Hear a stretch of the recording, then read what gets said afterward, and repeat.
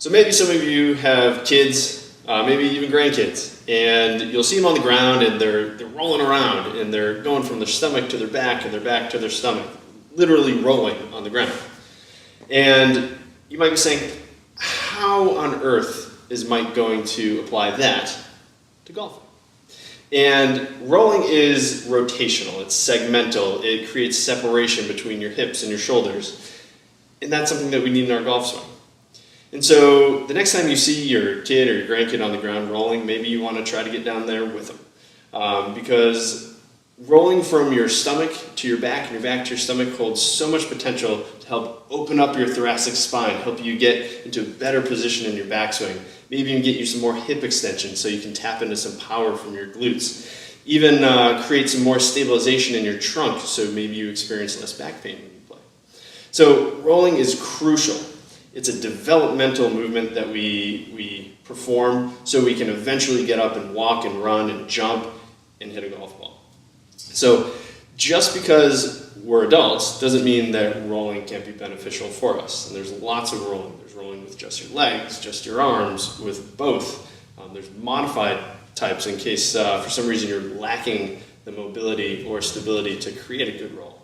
So we're going to go over some of these different variations to see what might be the best fit for you. If you're having tightness in your chest, maybe rolling with just your arms is going to help open up the front of your body, help get you some more mobility in your shoulders so you can get into a better and more comfortable leverage position in your backswing.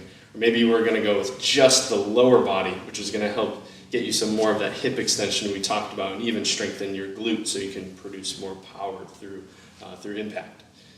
So Chris is going to be rolling with just his arms. This is going to be great at producing some thoracic extension, which might help with any mobility restrictions he has. Also opening up the front of his chest to get a stretch because, as you know, most of us do, we're sitting all day and our pecs are just tightening.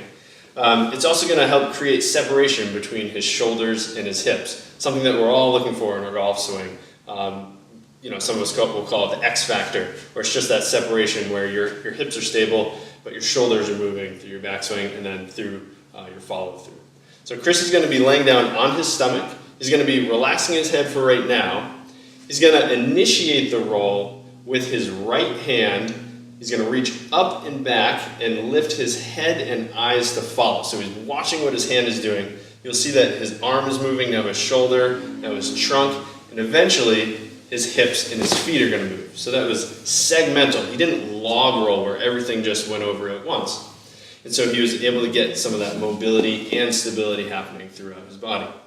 Now he's going to undo the roll he just did. So he's going to start once again with his right hand and right upper extremity. He's going to lift his hand, he's going to lift his head, and his torso comes through. He's working on his obliques and some trunk stability, and then once again his hips and his legs will come through. And just like as he was rolling onto his back, it's segmental and it's separated. So he's working on that X factor.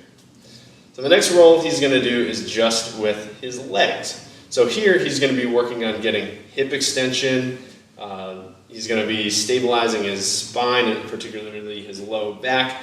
And he's going to mobilize his thoracic spine because everything's going to be moving, but his shoulders are going to be staying down and then rolling at the last minute. So he's going to reach up and over across his body with his right leg. You'll see he's getting hip extension, his back muscles are working, all of a sudden his trunk and torso follow. Then as he lifts and goes from his back to his stomach, once again he's using his obliques.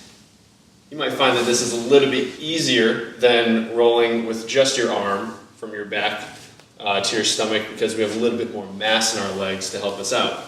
But once again, just like all the other types of rolling, it was segmental and it worked on both mobility and stability throughout his body.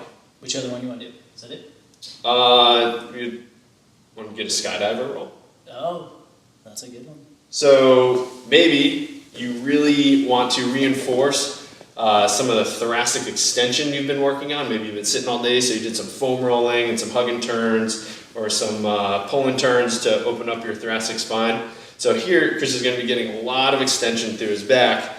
He has to get lots of good scapular stability, and then he's going to, without touching his elbows or his knees on the ground, roll onto his back. So it creates lots of tension in the back muscles, gets lots of hip extension using his glutes, and now he's using his obliques, and he's rolling back onto his stomach. So he's using all those muscles we use to transmit force from our hips to our hands in the golf swing, to go from on his back to onto his stomach, and then vice versa.